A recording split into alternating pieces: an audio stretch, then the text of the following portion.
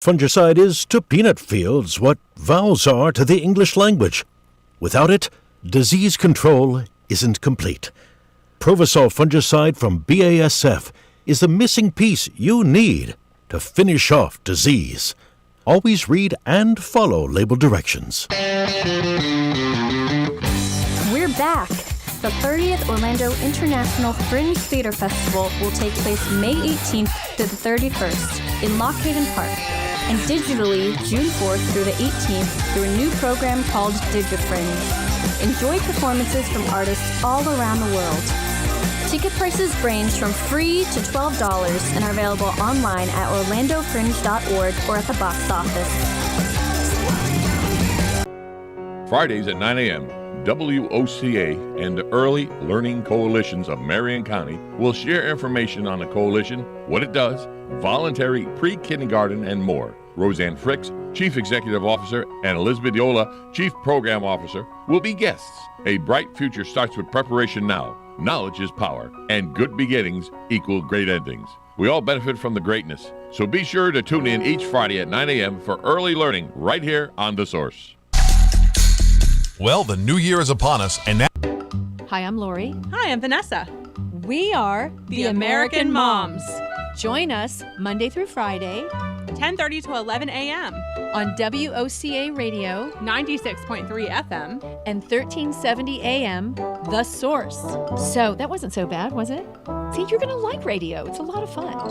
And you have to talk. I can't, you have to respond. Just respond to me. American Moms is brought to you by Stanfield Chiropractic.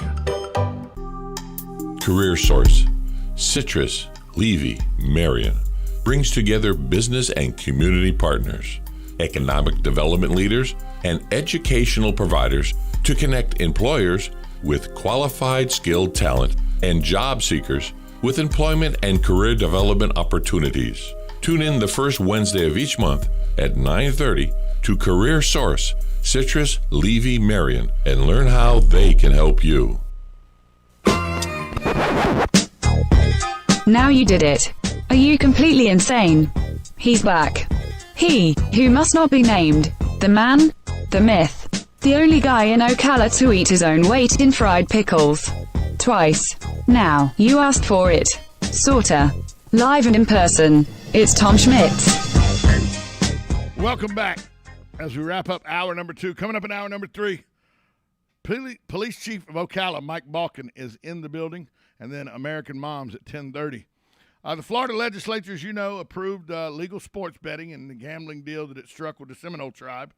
The Gaming Compact, as it's known, legalizes online sports betting in Florida to be controlled exclusively by the Seminole Indian tribe, but there are profit-sharing opportunities that can be negotiated with pari-mutuels like High Life Frontons, horse tracks, card rooms. Now, it's not law yet.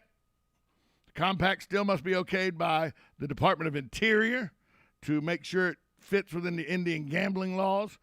It may face lawsuits by a number of groups opposed to more gambling in the state. And if those lawsuits are effective, it may have to go before votes under the terms of a constitutional amendment approved by Florida voters in 2018. But a lot of people are saying, okay, so that's with the Seminole Indians. But what is the status of gambling in Florida? Like, is gambling even allowed in Florida outside the casinos?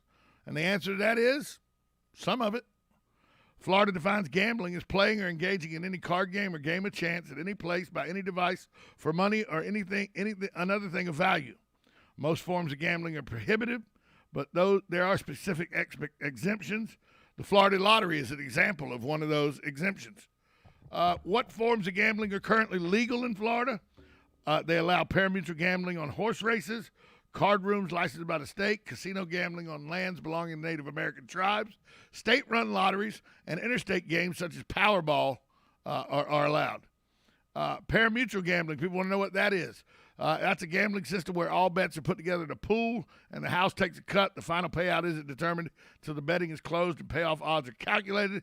It is used for highlight and horse racing and sporting events where participants finish in ranked order. Is horse racing legal in Florida? Well, of course it is. We live in the horse capital of the world. Is greyhound racing legal in Florida?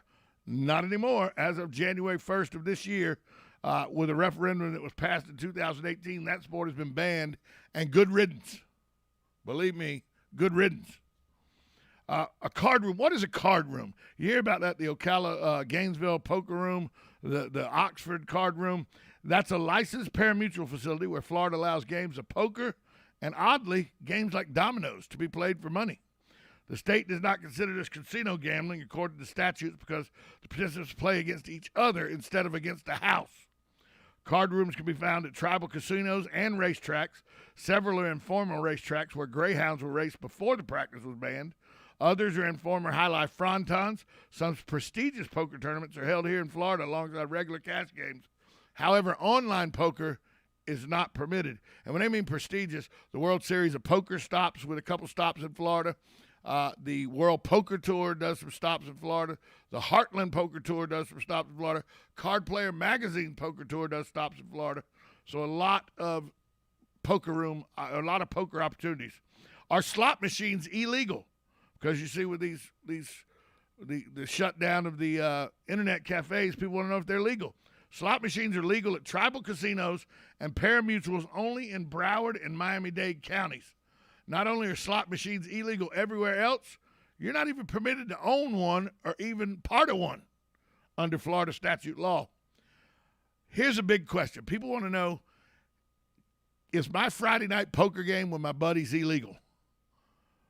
No, as long as the pot stays small, which I'm going to tell you means most of your games technically are illegal, although I don't think the police chief's going to send his folks out to kick your door down to stop your poker game unless there's some disturbance like, fighting or something like that. Gambling for big bucks, such as your kitchen table, is a second-degree misdemeanor. Now, what do you mean big bucks? You're able to play penny ante games. That's a game or series of games of poker, pinochle, bridge, rummy, canasta, hearts, dominoes, or mahjong, in which the winnings for any player in a single round, hand, or game do not exceed $10 in value. So if your pot gets more than $10 in your poker game on Friday night, technically, you shouldn't be doing it.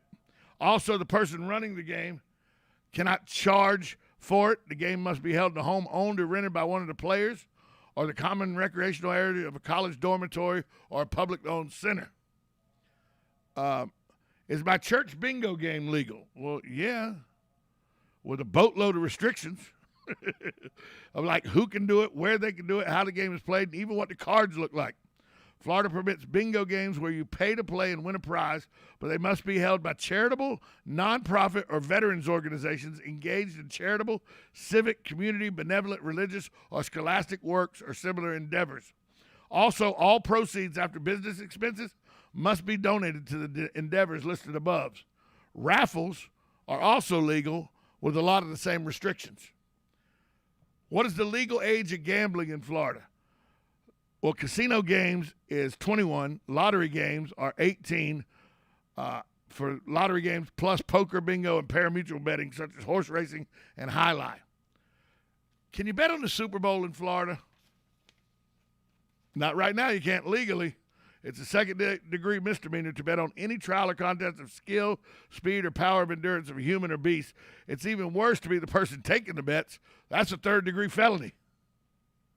That's some of the arguments over where offshore betting sites fall here, but Florida bans all betting on sports, except for some reason bowling. I don't understand why that is, and bowling tournaments are exempted. Are internet cafes legal in Florida? Sort of. They are in Bellevue. Bellevue has it legally. Florida permits sweepstakes, and internet cafes that advertise themselves as essentially sweepstakes parlors that offer game promotions. This allows them to try to work around the state's definition of game of chance, often comparing their games to something closer to McDonald's Monopoly game. Are casino cruises legal in Florida? See a lot of casino cruises. Are they legal? Not in or near Florida, no. But since the 80s, cruise ships operating out of Florida ports that are flagged in another country have taken people 3 miles out, which gets you into international waters, and then the gambling commences. These cruise ships may not be out overnight because then they run afoul of federal laws against gambling ships. So there's a rundown of just some of the types of gambling and whether they're legal or illegal in the state of Florida. And sports betting, while it's been agreed with the Seminole Indian Nation and the Florida legislature that sports betting is legal, it's going to face some challenges in court. Here's the thing, folks. 10% of all wagering on sporting events like the Super Bowl, March Madness, the World Series, MMA fights, boxing matches, horse races, soccer games, you name it, you can bet on a sporting event. Only 10% of all the money bet on sports is bet legally. Yeah, that means 90% of all the betting on sports worldwide is illegal. Let that sink in for a minute.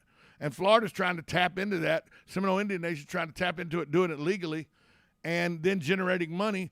By the way, an agreement to give the state of Florida $2.5 billion over the next 3 years.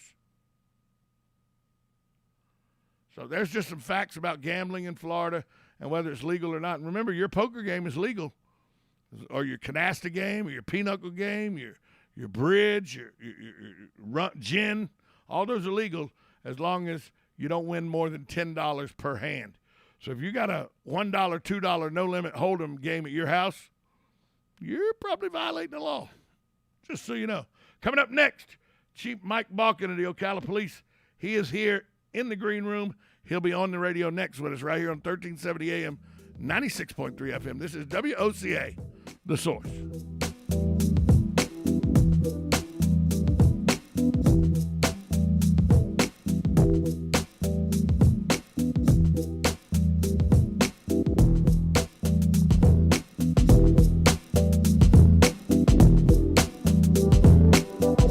Broadcasting from the Ocala International Airport, this is WOCA AM, W242CA FM, Ocala, 1370 AM, 96.3 FM, The Source. USA Radio News with Lance Pry. Representative Buddy Carter, the Republican from Georgia, on Tuesday introduced a bill to prohibit discretionary federal funds from going to states that provide state assistance to illegal immigrants, warning that those states are encouraging the ongoing migrant crisis at the U.S.-Mexico border. Carter says he feels strongly that tax dollars that hardworking Americans pay should never go to illegal immigrants. But some states are gaming the system. The bill has 10 co-signers. California's embattled Governor Gavin Newsom has been ordered to pay $1.35 million in a settlement with L.A. area Harvest Rock Church of Pasadena over coronavirus restrictions. Under threats of imprisonment by the Newsom administration, the church's case made it all the way to the U.S. Supreme Court, and in February, in a 6-3 ruling, the High Court was in favor of the church's rights. This is USA Radio News.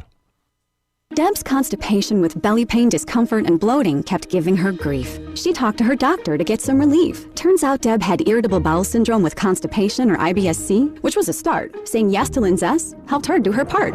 Linzess, or linaclotide, is a prescription medicine that treats IBS-C in adults. Linzess works differently than laxatives. It lets you have more frequent and complete bowel movements and helps relieve overall abdominal symptoms, belly pain, discomfort, and bloating. These symptoms were studied in combination, not individually. Do not give